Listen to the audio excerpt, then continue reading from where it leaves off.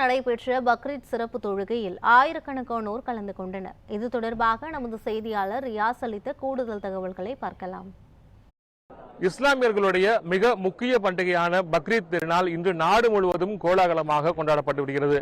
ஹஜ் பெருநாள், தியாக திருநாள் என்று போற்றப்படும் இந்த பக்ரீத் பண்டிகை சேலத்திலும் மசூதிகளில் சிறப்பு தொழுகையுடன் இந்த பக்ரீத் பண்டிகை கொண்டாடப்பட்டு வருகிறது. இந்த தியாகத்தை உணர்த்தும் வகையில் இந்த பக்ரீத் பண்டிகை கொண்டாடப்பட்டு வருகிறது.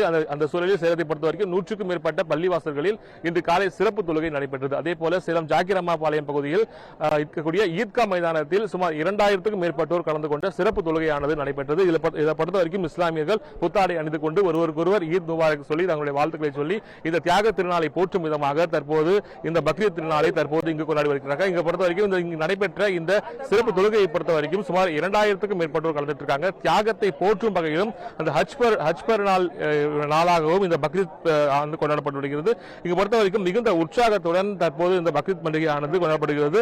தியாகத்தை உணர்த்தும் வகையில் தான் இந்த பக்ரீத் பண்டிகையானது கொண்டாடப்பட்டு வருகிறது. குறிப்பாக இந்த சிறப்பு தொழுகை, அதன் பிறகு குர்பானி கொடுத்து இந்த பக்ரீத்தை இங்க இஸ்லாமியர்கள் கொண்டாடி வந்துட்டு இருக்காங்க. இந்த பக்ரீத் கொண்டாடக்கூடிய இஸ்லாமிய இருக்காங்க. சார் வணக்கம், பக்ரீத் வாழ்த்துக்கள் உங்களுக்கு. இந்த பக்ரீத் பண்டிகை எப்படி போயிட்டு இருக்குங்க? இந்த பக்ரீத் பண்டிகை என்ன உணர்த்துதுங்க? இஸ்லாமியர்களுடைய இரண்டு மிக பெரும் பெருநாளாக ரம்ஜான் மற்றும் பக்ரீத் கொண்டாடப்படுகிறது. இதில் குறிப்பாக பக்ரீத் என்பது தியாக திருநாள். தியாக திருநாள் என்கின்ற பெயரிலே நாங்கள் இன்று பக்ரீத் பெருநாள் அன்று ஆடுகளையும் மாடுகளையும் அறுத்து அதை மூன்று பங்குகளாக பிரித்து அதில் ஒன்று உறவினர்களுக்கும், ஒன்று ஏழைகளுக்கும், ஒன்று நம்முடைய குடும்பத்திற்கும் வைத்துக்கொண்டு இந்த தியாக திருநாளில் உழவர்களுக்கு மிகவும் பயன்படும் வகையில், ஏழை எளிய மக்கள் பயன்பெறும் வகையில் இந்த தியாக திருநாளை நாங்கள் வருடா வருடம் கொண்டாடி கொண்டு வருகின்றோம். இந்த திருநாளில் எங்களுடைய ஒரு தொகைகளும் வீணாகாமல் அதில் இருக்கக்கூடிய அந்த குர்பானியை மற்றவர்களுக்கும் ஏழைகளுக்கும் கொடுத்து உதவி, அதன் வாயிலாக இந்த பக்ரீத் பண்டிகையை சிறப்பாக கொண்டாடி கொண்டு வருகின்றோம். சார், இங்க நடைபெற்ற இந்த சிறப்பு தொழுகையில் எவ்வளவு பேர் கலந்துக்கிட்டாங்க? சுமார் 2000க்கு அதிகமானவர் கலந்துக்கின்றாங்க.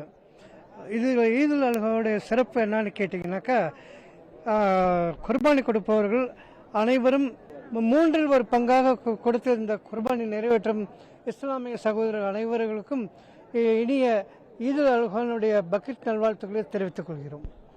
சேலத்தை பொறுத்த வரைக்கும் மிகுந்த உற்சாகத்துடன் இந்த பக்ரீத் பண்டிகையை தற்போது கொண்டாடி வந்துட்டு இருக்காங்க. குறிப்பா இந்த ஈத்கா மைதானம், ஜாக்கிரம்மா பாளையத்தில் நடைபெற்ற ஈத்கா மைதானத்தில் 2000க்கும் மேற்பட்டோர் கலந்து கொண்டு இந்த சிறப்பு தொழுகை நடைபெற்றது. அதை தொடர்ந்து சேலம் ஜாமியா மஸ்ஜித் பள்ளிவாசல் நடைபெறக்கூடிய சிறப்பு தொழுகையில் 5000க்கும் மேற்பட்டோர் கலந்துட்டு இருக்காங்க. இந்த சேலத்துக்கு 70க்கும் மேற்பட்ட இந்த பள்ளிவாசல்களில் இந்த சிறப்பு தொழுகையானது நடைபெற்றது. அதனைத் தொடர்ந்து இந்த குர்பானி கொடுக்கும் நிகழ்ச்சியும் இன்று பக்ரீத் கொண்டாடப்படுகிறது. அதாவது ஹஜ் பெருநாளை குறிக்கும் வகையில் இஸ்லாமியர்களுடைய மிக முக்கியமான கடமையாக இருக்கக்கூடிய இந்த ஹஜ் பெருநாளை நிறைவேற்றக்கூடிய ஒரு நாளாகவும் இந்த பக்ரீத் பண்டிகை இன்று கொண்டாடப்படுகிறது.